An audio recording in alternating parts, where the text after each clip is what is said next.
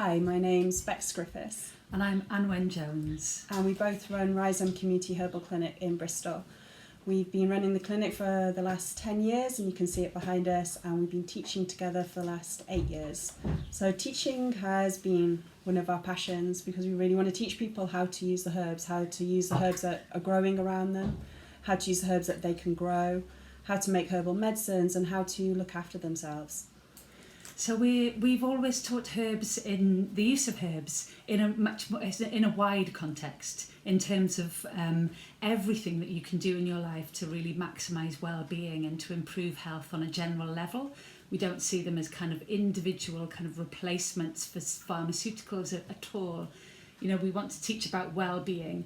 And I think at the moment, with the way things are in the world, that, you know, the best things that we can do for ourselves is to maximise our general daily well-being and our overall health, and we've got lots of different strategies for doing that. So this is a first video in a series of videos, and we're going to start with building foundation and building resilience. So this is a talk Anna's gonna show you, and we're going to upload this onto our Facebook and website. Oops. Something that we put together, which I have on my fridge to remind me of how to build resilience with herbs. So it's like a spider diagram of like this. It says in the middle, daily herbs for well-being, and then we've got an arrow to mineral and vitamin-rich herbs. We've got an arrow to immune tonics, which will be our next video.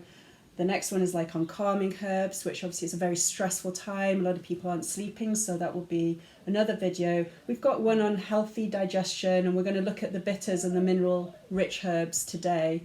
Another arrow on flavonoid-rich herbs, which really help inflammation, circulation, the heart. So that's really important, as that is one of the risk factors for really reacting to the COVID-19. So it's just really important at a time like this, when everybody's feeling like out of control, or like there's, you know, there are things that are going to impact our health that we have no control over, that there's nothing we can do.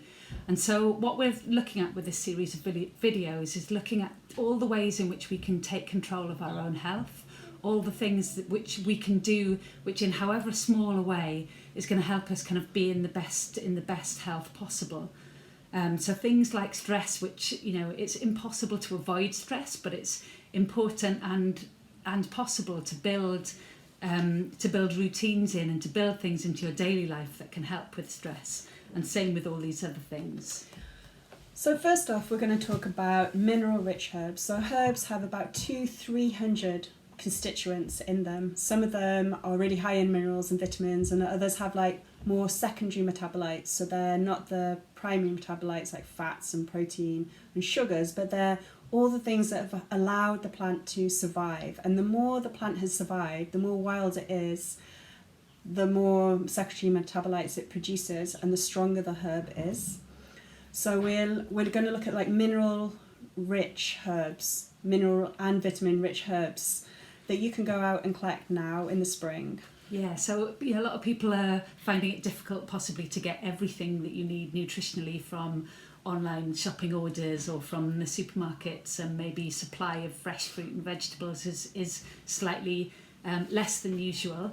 But if you're lucky enough to have access to a garden, or you're able to take a daily walk near you that can take you past patches of wild waste ground, then there's lots of things that you can supplement your diet with and drink as herbal teas that can give you so many of the different minerals and vitamins that you need for health.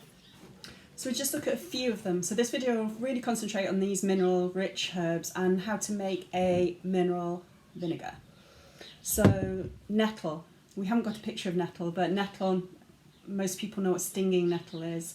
Nettle's really high in lots of different types of minerals, iron, vitamin C, which you need to really maximise the absorption of iron. It's really high in chromium, which can really help balance blood sugars.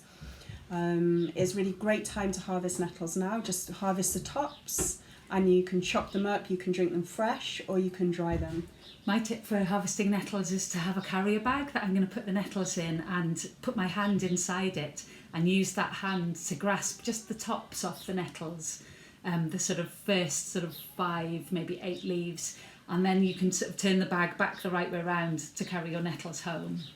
So this is another herb that's really high in minerals, and it's chickweed. And this often grows in parks around trees, so don't harvest it there because it's where the dogs have peed, because it's producing really like high nitrogen.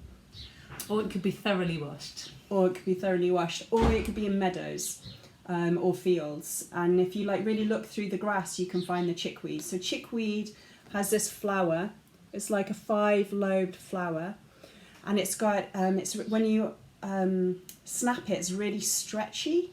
And then on the stem, it has one line of hairs going up the stem. And it might not be on the same side, it might kind of turn, but it's like a mohican of hairs all along the stem. And you might have it in your garden, so sometimes people plant it as ground cover over the winter, and some people have it as a really voracious weed in their greenhouses or places that you don't really want it. So, you know, depending on where you are, some people might be able to find it quite easily, and some people not. So it's very high in iron, and it can be used again like nettle as a tea, or be put in this mineral vinegar, which we're going to talk about. And it's actually, because it's quite succulent, quite soft, it's one that people do sometimes include in salads as well. It is one that's edible straight off, whereas the nettle, you really need to cook it first before you can eat it. This is another one which you might recognise, sticky willy, goosegrass, cleavers. It's got a few different names. It's the plant that you used to pick and stick to somebody's jumper when you were a child. And it makes a very, very delicious tea. It's something that is very mineral rich for this time of year, but it's also a really good one for helping build immunity, because it really helps with circulation. It helps the immune cells circulate around the body, helps blood circulation, and helps with the removal of waste products from the cells. So it's really great as a cold water infusion. So when we say infusion, we mean tea. It can be used as a cold water infusion or a hot water infusion. They both taste slightly different. They're both extracting different things. It has a very grassy taste, which I really like. So just to talk about herbal teas, when we say a herbal tea, it's normally like a handful of fresh herb or a spoonful of dried herb in a cup of hot water, which you can use a teapot or a cafetiere or tea strainer once you want to strain it. But you need to leave it for at least 15 to 20 minutes. Sometimes especially these mineral-rich herbs, I leave them for like an hour, 2 hours to try and extract as much as possible. And you'll notice a difference. Like if you just drink a tea that the herb's been in for 5 minutes, it's really pale, to something like 20, 30 minutes, where it's been infusing for 20, 30 minutes, it's like much darker. And then maybe an hour, it's like much darker. So the darker it is, the more it's extracted. And you can reheat then if you prefer to drink teas hot, or you can just drink them cold. And with the cleavers, I like to put the cleavers in water overnight and then drink it first thing in the morning. It has a really good taste then. So the next herbs that we're going to talk about aren't herbs that are actually out now, so you can't go and harvest them fresh. But horsetail will come out in the summer. It's really high in minerals, particularly silica. It's very good for repairing lung damage. You may well have this in your garden as a voracious weed that you're looking for something to do with. Raspberry leaf. So this is just the leaf off a raspberry cane, normally harvested just before it flowers or just after it flowers. So the leaves need to look really healthy. And then we use a lot of oat straw as tea. So yeah, this isn't one that you're likely to have growing in your garden, but it's one that you can find, that you can easily buy from herbal tea suppliers, or it has a lot of the commercial herbal teas might have it in it. And it's very, very high in B vitamins and magnesium, which is, as well as being helpful nutritionally, those things are also very good for helping us deal with stress and help with sleep. And then the next three are roots. The first one is dandelion root, which we haven't got a picture of, but hopefully you will all recognise a dandelion. So dandelion roots, burdock root, which they were often combined together, and this is like, you will see like these very large leaves growing now, which is a second year growth of burdock, which you can harvest now. And you harvest the roots of. And you'll be able to spot the burdock often because it'll have some of last year's burrs. So the burrs are these kind of round seed pods that have got little hooks on them that attach to your clothing. So if you walk through the long grass and you come out with burrs attached to your legs, then they've come from last year's plants. But if you go back to that patch, you'll find new growth, the new leaves, and then that's where you dig to get the root. So it's the burdock root that we use, and it's highly nutritious. And then this one is yellow dock. Yellow dock, I don't think yellow dock will only just be starting to kind of like leaf. There may be some like old yellow dock around, and you can see it's like really purple. With lots of seeds. And if you dig up the root of yellow dock, it's yellow. And there's no other plant in the wild in this country, in the UK, that will have a yellow root. So that's really a way of understanding whether you've dug up yellow root. And yellow root is really high in minerals. All these roots are really high in minerals, particularly iron for yellow dock. And it helps you absorb iron from other sources as well. So if you can put a yellow dock in the same preparation that you've got your nettles in, then you'll absorb more iron from both of those things.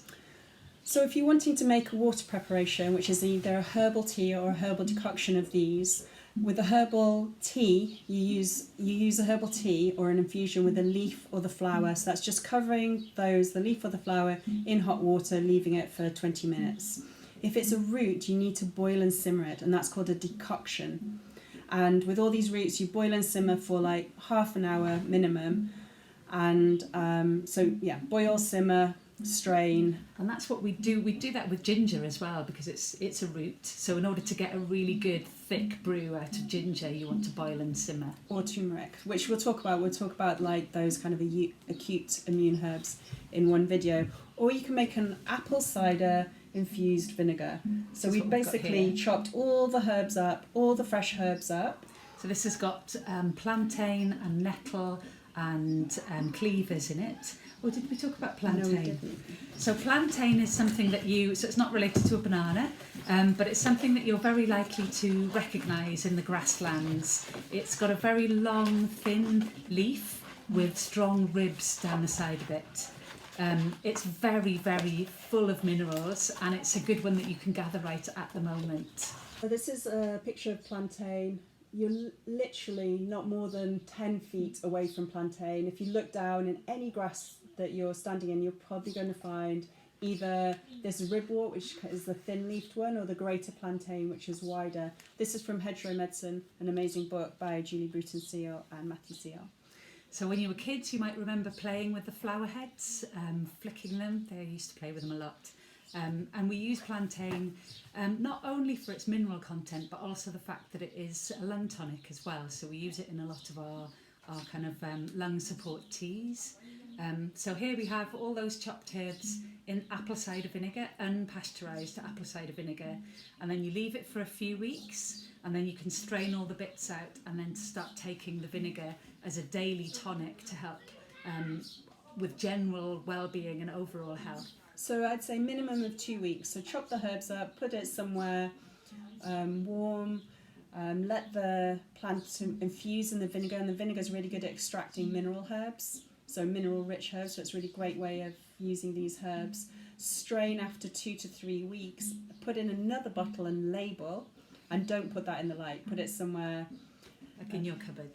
And then you just can use it every day, a spoonful diluted in water, to drink every day to get as many minerals and vitamins as you can in your diet. You can use it as salad dressing. I like to put it on steamed veg. You can put it in like herbal teas, just a spoonful of vinegar. It makes the tea really nice and tangy. So that's the first part of that kind of overall building foundation, getting herbs in as much as you can in your daily diet through vinegars and through teas, and that's like the beginning of building a foundation of resilience. So next video we're going to talk about immune tonics, so all the herbs that have been shown to support immunity, and all the mushrooms and all the seaweeds.